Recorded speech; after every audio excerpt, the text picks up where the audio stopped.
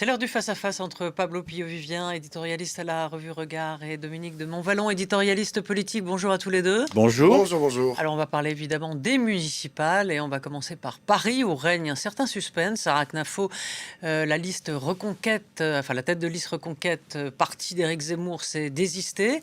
Et Rachida Dati fusionne sa liste avec le candidat d'Horizon, le parti d'Édouard Philippe. Et la gauche part divisée puisque la liste LFI de Chikirou se maintient. Alors, est-ce que cette configuration, Dominique, redonne à Rachida Dati l'espoir de l'emporter à Paris? Sans doute, mais bon, qui peut savoir comment les électeurs, Oui. ce sont eux qui sont les maîtres du jeu, vont choisir entre Chikirou et Grégoire. Il y a aussi à droite Rachida Dati qui je vais le dire de façon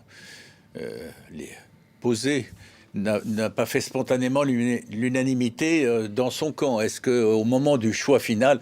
Non, ce qui se passe là, ce qui me frappe, ça vaut pour Paris et pour le reste, c'est qu'on assiste qu'à un cas, de façon chaotique, je dirais, dans la perspective, parce que tout le monde a en vue la prochaine présidentielle, au retour du clivage global gauche-droite. Oui, Ça va pas sans beaucoup de complications et d'un côté et de l'autre pour que les uns et les autres se retrouvent. Et la deuxième chose, c'est que supposons que ce bout d'analyse ou de bout de constat, de mon point de vue, soit exact, il restera ensuite à savoir, et c'est ça qui explique certaines des tensions actuelles, dans chaque camp, qui est le dominant ? Qui est le dominant ? Pendant 25 ans, 30 ans, à gauche, c'était le PS avec ses contradictions, etc.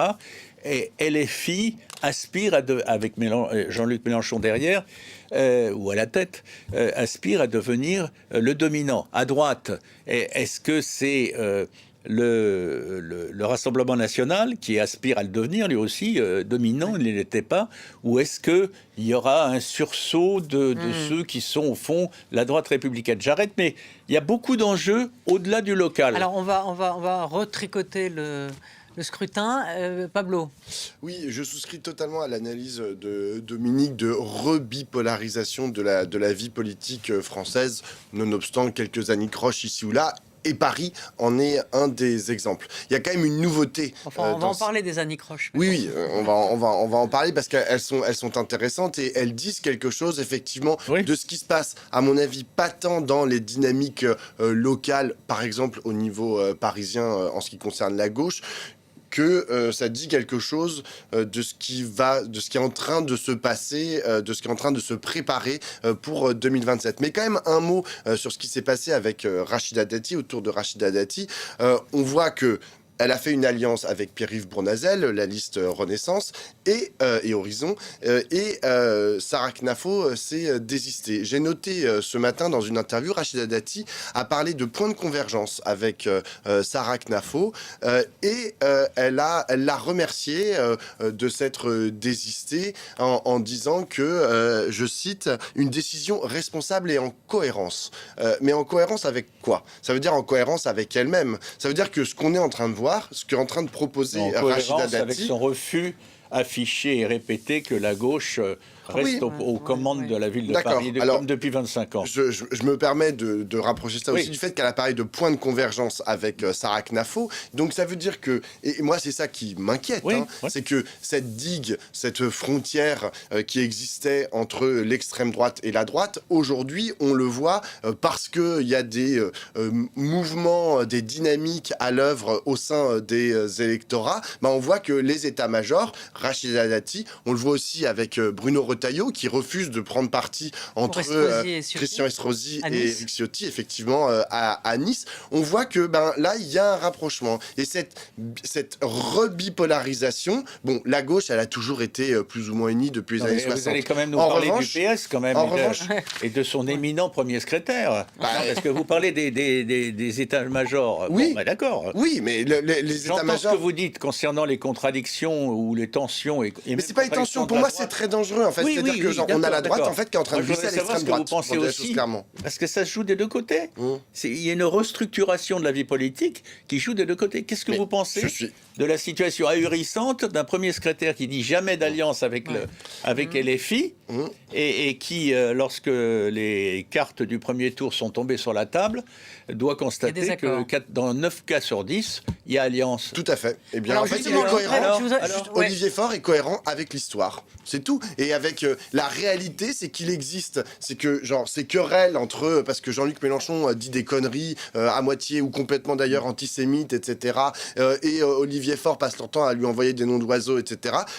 Ce n'est pas assez fort, en fait, par rapport à la réalité de l'unité de la gauche, du peuple de gauche. Quand vous dites c'est pas assez ça, fort, c'est un thème qui vous est cher. Oui. Non, parce que là, on va quand même regarder la Toulouse, Limoges, Nantes.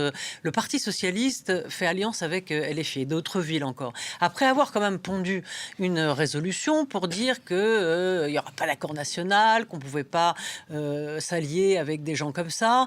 Donc un PS qui piétine ses engagements et qui s'est fait même humilier il y a quelques semaines, jours, par Jean-Luc Mélenchon qui prédisait ceci. On écoute. Deuxième tour, non plus, il n'y aura peut pas mettre le d'accord. Alors tout le monde entend. Ah, ils rompent l'accord. Penses-tu? Vous savez ce que c'est? C'est des gros combinards. Ils vont pas nous coûter trop cher, je pense, à acheter pour le deuxième tour, là où on les achètera. Voilà, il parle du PS. Alors, est-ce que le PS est masochiste ou est-ce que l'appât du gain électoral est plus fort que l'humiliation ? Moi, je pense qu'il faut pas réduire le parti. Il faut séparer le parti et l'homme. Sortez vos rames, là. Non, je sors pas les rames. C'est-à-dire que l'homme, c'est Jean-Luc Mélenchon. En fait, au bout d'un moment, il faut arrêter d'imaginer que la gauche radicale partout serait incarnée par Jean-Luc Mélenchon. Comme vous l'avez dit, Roselyne. Vous êtes habile. Non, je suis pas habile. En fait, je connais François un peu sur la cour de Rennes. Je connais François Picmal à Toulouse. Je connais Damien Maudet à Limoges, et je peux vous dire que c'est même pas le premier cercle de Jean-Luc Mélenchon. Enfin, je veux dire, c'est des gens qui ont des identités. Parlons de Picmal à Toulouse. Oui. Mais laissons Mélenchon, parce que ça devient un alibi. François Picmal, tête de liste insoumise à Toulouse. Oui, qu'est-ce que vous voulez savoir? C'est honteux. Qu'est-ce qui est honteux? Pas du tout. François honteux, Picmal. vous le connaissez, donc vous le cautionnez. Pas du tout. C'est pas une question de caution. C'est que je vois bien la campagne en fait qu'il a menée. Et d'ailleurs, Dominique, juste quelque chose, parce que c'est très important. François Picmal a mené une campagne à Toulouse qui n'avait rien à voir, par exemple, avec celle qui a été menée par Sébastien Delogu à Marseille ou Sophia Chikirou à Paris, qui était particulièrement agressive. Lui, il a mené une campagne où il était ferme sur son programme de gauche, mais il était ouvert. Il n'a pas passé son temps à il n'a pas insulté le PS, Le PS a décidé de flinguer un maire centriste reconnu, posé, compétent, ouvert. On en est là. C'est sur ces bases-là que vous voulez. Vous pensez que la gauche va pouvoir accéder au pouvoir? Mais ça veut dire pas flinguer. Non, mais Dominique, il est de droite. Qu'est-ce que vous comprenez pas? Et alors Le PS est de gauche, en fait, et les militants PS sont de gauche. Non, mais ça, c'est la réalité que des gens de droite ne veulent pas comprendre. Oui, j'ouvre un œil droit et un œil gauche. Mais je vois, Dominique, vous savez ce que je vois? Je vois, en fait, la gauche et la droite. Et Monsieur Moudinque, qui est quelqu'un de tout à fait respectable. Je suis pas du tout en train de dire que c'est un fasciste. Mais enfin, c'est quelqu'un de droite. Non, mais il est de droite. Et donc, il est naturel que la gauche, au second tour, se rassemble pour essayer de battre la droite. Il s'agit pas... Il devait y avoir une rupture totale entre LFI. Non, alors ça c'est le effectivement... PS. Il devait y avoir Le Bureau national du cordon Parti sanitaire. socialiste, il y a une quinzaine de jours, avait pondu cette résolution. C'est pas un petit détail, vous avez raison, c'est important. Il avait dit, voilà, l'accord, il n'y aura pas d'accord national. Ouais. Mais il avait laissé l'accord national, ça veut dire vous pouvez avoir tous les accords locaux qu'il faut. Exactement. Et après, on peut se poser la question, est-ce que tous ces accords locaux ne sont pas en train de redessiner une sorte d'accord national? Moi, je pense que tous ces accords locaux entre le PS et la France insoumise, qu'est-ce qu'ils redessinent? Ils redessinent la réalité, en fait, de ce que c'est que la gauche. Et ils auront beau essayer de se détester à l'Assemblée nationale, de se détester sur les réseaux sociaux ou sur les plateaux télé, à la fin des fins, tout ça, la gauche, elle vote comme une seule personne lorsqu'il faut battre la droite ou l'extrême droite. On verra dimanche. Mais peut-être. Mais moi, je vous dis, il y a deux choses. Sur le premier point, pardon de me reciter, mais nous sommes tombés d'accord. le retour en force du clivage. Alors, du clivage gauche-droite, donc ça nécessite des changements, c'est un peu abrupt, c'est pas toujours facile, et il y a même quelques trahisons personnelles qui se faufilent là-dedans. Mais derrière, c'est l'histoire de la Ve République. Alors, elle peut être différente demain, mais c'est qui va être le parti dominant. Qui va être le parti dominant? Donc vous, au-delà de vos, cher Pablo, au-delà de votre engagement passionné, etc., pour dire il y a une gauche, il y a une droite, etc., soit. Mais vous acceptez l'idée que la France insoumise est un rôle capital, voire dominant, dans la gauche de demain. Mais c'est pas que j'accepte, enfin, c'est un fait. C'est un fait. Genre, eh bien, comment moi, je vous voulez dis, le nier? si Aujourd'hui, c'est dans ça, la gauche, une des forces les plus en dynamique s'appelle la France insoumise. Ouais, je peux essayer de tortiller du cul autant que vous voulez. C'est une réalité. Enfin, non mais et ne pas le voir. Dynamique, enfin, j'ai pas dit. Faut peut-être. Dynamique. Enfin, aux deux dernières élections présidentielles, Jean-Luc Mélenchon a fait 19 et 22%. Qu'est-ce que vous voulez que je vous dise? Là, au moins, vous êtes clair. Moi, j'aime bien parce que ces dernières semaines, j'avais le plaisir de dialoguer avec vous, mais vous aviez l'art de... Bon, là, c'est clair. Hein. Mais vous diriez aussi qu'une dynamique... c'est l'homme clé de la gauche en reconstruction, et si les LFI, dans plein de circonscriptions, dans plein de lieux, dans plein de villes, sont dominants demain, c'est très bien, c'est comme ça. Est-ce que vous êtes... Je vous dis, attention... Vous êtes maso. Alors, c'est ce que dit le socialiste Jérôme Guedj, qui a déclaré au Point il y a un masochisme socialiste vis-à-vis de LFI. On va voir encore une fois un PS, et on en revient toujours là. Alors, on peut brandir effectivement l'esprit de gauche, etc., mais un PS qui est quand même encore fracturé, qui est divisé sur la stratégie, mais est-ce que ça peut faire perdre des électeurs? C'est-à-dire qu'on voit que LFI n'en perd pas des électeurs avec la stratégie de la radicalisation. Je veux dire, plus c'est outrancier, plus ça marche, visiblement, parce qu'on vise un électorat populaire, etc., aussi identitaire, aussi. Donc, mais le PS, là-dedans, est-ce qu'il peut y perdre des plumes? Oui, nécessairement. Là, vous avez je lisais une étude ce matin qui disait que vous aviez une part non négligeable des sympathisants socialistes, pas des militants, des sympathisants, c'est-à-dire globalement l'électorat socialiste, qui étaient contre une alliance avec la France insoumise. Donc, mais c'est intéressant parce que l'étude date du 15 mars, c'est-à-dire du jour de du premier tour. En fait, c'est ce que vous expliquent souvent les sondeurs et les analystes de l'opinion, c'est que en fait, à partir du moment où le premier tour passe, là, tout d'un coup, en fait, les gens se rendent compte que en face, il y a la droite, et peu importe ce qu'ils pensaient 2 jours avant, pas l'extrême droite. Oui, mais y compris la droite, y compris la droite. Oui. D'accord, c'est pas fasciste. Voilà, non, mais à Marseille, par exemple, la situation est pas la même lorsque le risque, c'est l'accession au pouvoir de Franck Alizio du Rassemblement National. À Toulouse, c'est pas le cas. À Nantes, c'est pas le cas. Dans plein de villes, ce n'est pas le cas. C'est pas grave, Johanna Roland a fait le contraire de ce qu'elle avait dit martialement quelques jours auparavant, mais c'est pas grave du tout. Hein. Ça déconsidère totalement la parole politique, mais c'est pas grave. Hein. Je pense que la parole politique, il faut sans arrêt la recontextualiser. Moi, par exemple, j'ai passé mon temps à dire il faut faire attention, par exemple, dans les attaques de Sophia Chikirou à l'égard d'Emmanuel Grégoire, qu'elle avait quand même traité elle l'avait rendu responsable de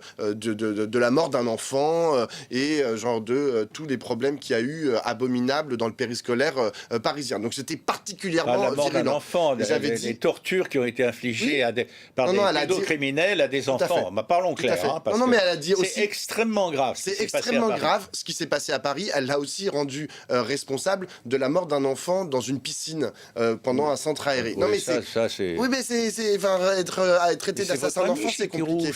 Non, mais il s'agit pas de savoir c'est une collègue, c'est une camarade. Non, ça s'appelle c'est la gauche. Elle a dérapé. Moi, ce que je veux dire, moi, je trouve ça abominable. Je trouve ça vraiment. C'est pas possible de dire ce genre de choses. Et j'avais dit à l'époque, attention, parce que Sophia Chikirou est en train de créer de l'irréparable. C'est-à-dire qu'elle est en train de créer les conditions. Et c'est ce qui s'est passé à Paris, puisque Grégoire Exactement. pas allié avec elle. Pour autant, je continue d'en vouloir à Emmanuel Grégoire de ne pas avoir réussi à faire la fusion avec Sophia Chikirou. Ce que je veux vous dire, c'est que... Alors attendez, oui, vous comptez oui, au niveau non, de je ne me contradiction avec contredis vous-même, pas. là. Oui, je suis pas en contradiction avec moi-même, mais en fait, je recontextualise et j'essaye de mettre de côté, de jauger, en fait, qu'est-ce qui est plus important. Est-ce qu'il est plus important, genre, de dire, bon, bah, en fait, ce qu'a fait Sophia Chikirou, ce n'est pas possible et de toute éternité, je ne veux plus voir Sophia Chikirou ou la France insoumise de près ou de loin dans une alliance de la gauche, ou est-ce que je considère que le plus important, c'est la politique et il s'agit de faire gagner la liste de Oui, gauche donc on perd son âme, ce que disait Michel Noir. Non, Vaut c'est mieux pas- perdre les c'est pas élections que perdre perdre son âme. C'est crêpe de Et là, deuil, hein, non, si et je ça vous tourne dis, mal je vous- dimanche soir, je- hein. et je vous dis que ça, c'est ce que pensent, à mon avis, beaucoup de sympathisants et Non, mais il faut- d'électeurs de gauche aujourd'hui. Non mais Dominique. Pablo, c'est bien de vouloir, c'est votre cas, vous n'êtes pas le seul, loin s'en faut. Je me situe pas sur ce genre de terrain, mais souhaiter la victoire de la gauche, il faut quand même voir quel est le contenu. Ah, mais quel est le contenu? C'est pas la gauche, hein, c'est quel est le contenu? Non, mais- Qu'est-ce que proposent les uns et les autres? Et là, vous avez raison. Vous avez raison Pourquoi depuis ils sont le pas début. d'accord? C'est pas par des caprices psychologiques. Tout à fait. C'est parce Et qu'ils vous n'ont avez pas raison. la même analyse. Oui, Moi, je tout à préfère fait. la gauche, Mais dirigée par Dominique. un PS, aujourd'hui dirigée par un homme qui est dépassé par la situation, donc il va falloir le remplacer. Je préfère cette gauche-là, et après elle s'unit. Vous me direz, je suis mal placé pour le dire, mais je l'ai connue dans ma vie journalistique, et je n'en dirai pas plus parce que je ne suis pas là pour confesser mes votes sur 30 ans. Ni ton âge. Mais Non, je rigole. mon âge, rigole, il est je ce qu'il rigole. est, il n'y a pas de problème. Mais je veux dire, je ne veux pas m'engager sur le terrain des votes Mais- que j'ai pu avoir. Mais je les connais parfaitement. Mais là où je préfère Dominique, t'as raison. la gauche mitterrandesque, mitterrandiste. Tarantesque. Oui. Parce qu'il y a des petits côtés, Mais- ça non, mais avait attends. ça avait de la gueule, Dominique- ça avait de la cohérence. Et aujourd'hui, vous avez un certain nombre d'anciens de chez Mitterrand. Alors évidemment, ça fait vieux jeu, mais Dont Jean-Luc Mélenchon. peut-être qu'on va s'apercevoir qu'ils n'ont pas complètement tort, qu'ils disent, mais c'est une trahison morale. Juste, Ce qui Dominique, se passe, c'est une Dominique, trahison Dominique a- morale. L'idée de la trahison morale, ouais. Alors, non, mais Dominique a totalement raison Ah. sur le fait qu'il y a match aujourd'hui pour savoir à gauche qui va remporter le La mise. leadership, notamment en vue de Ouais. 2027. Parce qu'on a vu ce qui s'est passé en 2017 Absolument. et 2022. Bah, en fait, il y a un candidat de gauche qui s'appelait Jean-Luc Mélenchon qui a réussi à rafler la mise de toutes les voix de gauche. En revanche, j'aimerais juste rappeler historiquement, en fait, entre les communistes et les socialistes, je veux dire, dans les années 60 et 70, c'était pas tendre, hein, les Mais oppositions. Et je vais vous dire, les oppositions, elles étaient même physiques et violentes. Et les noms d'oiseaux volaient au moins à la même hauteur qu'aujourd'hui. La Mais seule personne ne se différence, dégonflait. la seule différence, Des rapports carrés et violents, et personne la ne se seule dégonflait. différence, Dominique, c'est qu'à l'époque, en fait, il y avait la construction d'un horizon commun qui s'appelait le programme commun. Commun. Et il y avait pour Il a pas ambition, duré longtemps, hein. pour les Le il n'y a programme pas duré commun, longtemps. Et selon pour les qu'il était- communistes selon et les qu'il était socialistes, géré par les socialistes, Oui. par Mitterrand ou par Georges Ouais. Marchais, parce que Oui. pour remonter à ces années-là, c'était pas du tout la même je chose. suis d'accord, mais cet horizon existait. Aujourd'hui, entre Jean-Luc Mélenchon et entre les Insoumis et les socialistes, il n'y a pas de perspective de gouverner en commun. Et ça fait quand même une grosse différence. Ils veulent Il faut parler gouverner du fond. Ouais, malgré enfin, ils veulent l'autre gagner les villes. sur l'autre. Bon. Merci. Dommage, c'est la fin. Et on se retrouve mercredi prochain pour le deuxième tour. Et on verra. Voilà, on verra. On aura toutes les cartes en main. Ah, merci à tous, à tous les deux. Merci à toute l'équipe technique. À très vite.